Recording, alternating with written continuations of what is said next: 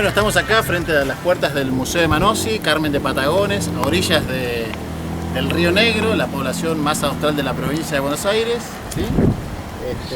Este museo fue fundado en 1951 y bueno, en su interior podemos encontrar buena parte de la historia, no de la región de Carmen de Patagones, sino de la Patagonia y por supuesto también de la nación argentina, ¿sí? Así que vamos a aventurar un poquito adentro y vamos a encontrar en el patio mismo del museo una cueva de fines del siglo XVIII,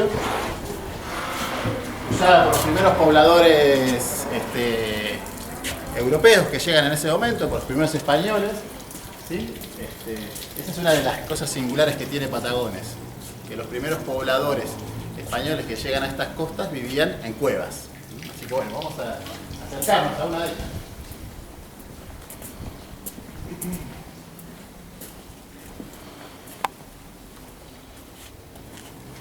Bien.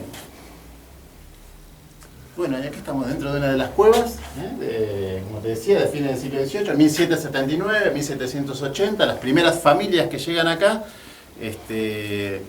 por distintas razones tienen que construir cuevas en la barranca. Nosotros tenemos una barranca en toda la margen norte del Río Negro, así que bueno, fueron excavando esas barrancas y haciendo cuevas. Había alrededor de 30 cuevas aproximadamente, que era el número de familias que había originalmente en este lugar. Y bueno, después con el tiempo, con el paso de los años, empezaron a construir los primeros ranchos, en general en la parte de adelante de la cueva, así que la cueva termina quedando en el patio y en la parte delantera el rancho, ¿sí? Y estas cuevas no es que se dejaran de usar en ese momento, cuando se construyen los primeros ranchos coloniales, que llamamos nosotros, ¿no? Por la tipología de la construcción, no se dejaron de usar, sino que se alquilaban a otros personajes que van llegando a este lugar a lo largo de todo el siglo XIX, que son los deportados, también conocidos como los presos. En general había todo tipo de deportados, desde presos sociales, que habían cometido algún delito, en general eran gauchos que se desgraciaban en algún duelo, en alguna pulpería, y bueno, terminaban deportados a Patagones 10 años, 12 años, depende de lo que le diera el juez.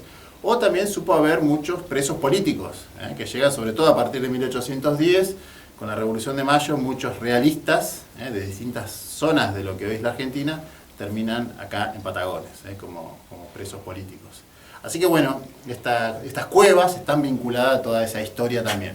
Así que, y después ya cuando avancemos, salgamos de esta cueva y pasemos por las salas del Museo Emanossi, bueno, vamos a encontrar la historia, como les decía, vinculada a la Patagonia, a la soberanía, ¿sí? A la primera ley de pesquería, digamos, la primera defensa de nuestros recursos marítimos, que se produce acá en el partido de Patagones, en la zona de Bahía San Blas, y también, por supuesto, lo que fue el combate contra una invasión imperial brasileña en 1827, en el marco de una guerra entre la Argentina, o las Provincias Unidas del Río de la Plata en ese momento, y el Imperio de Brasil, ¿sí?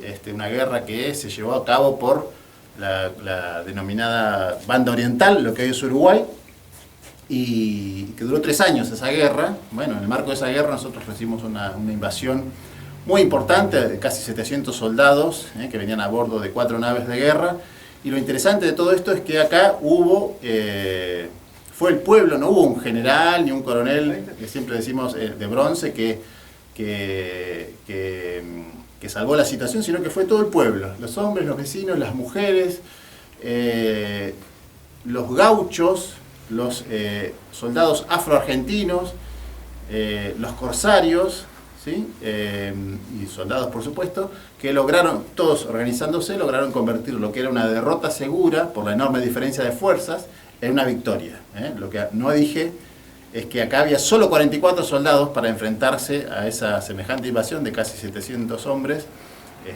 Así que bueno, esa es una de las epopeyas que tiene que ver con la historia de Patagones y de la Patagonia, ¿sí? De haber defendido este lugar, este territorio, contra una invasión imperial.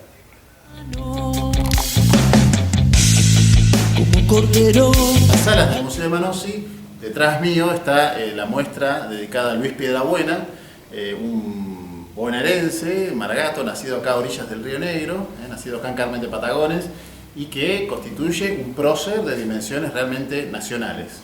Por ahí no tan conocido, si se quiere, en alguna parte del país, pero que sí es muy, muy reconocido en todo el sur argentino. Luis Piedrabuena vivió solo 49 años y dedicó su vida entera a hacer actos de soberanía en los mares del Atlántico Sur y en el contexto de esos actos de soberanía también tuvo tiempo para dedicarse a tareas humanitarias. Es sabido por todos y reconocido que rescató alrededor de 250 náufragos a lo largo de su vida y jamás aceptó, digamos, también lo pinta de cuerpo entero a Luis Piedrabuena, jamás aceptó que se le diera un dinero, una recompensa por haber hecho estos actos humanitarios, sobre todo teniendo en cuenta que su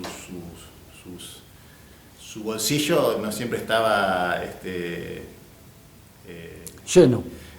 Claro, digamos que solía pasar algunas dificultades económicas y que tenían que ver con esto, digamos, con que él, todo lo que hacía, en general, hasta tanto lo incorporara a la Marina de Guerra Argentina, los últimos años de su vida, el resto, todo lo que hizo por la nación argentina, lo hizo con su propio esfuerzo, digamos, de su propio bolsillo. Y esa situación hacía que muchas veces se viera envuelto en alguna cuestión económica, digamos. Así que, teniendo en cuenta eso, es mucho más destacable que nunca él jamás aceptó que se le diera una recompensa por haber rescatado náufragos de una muerte cercana.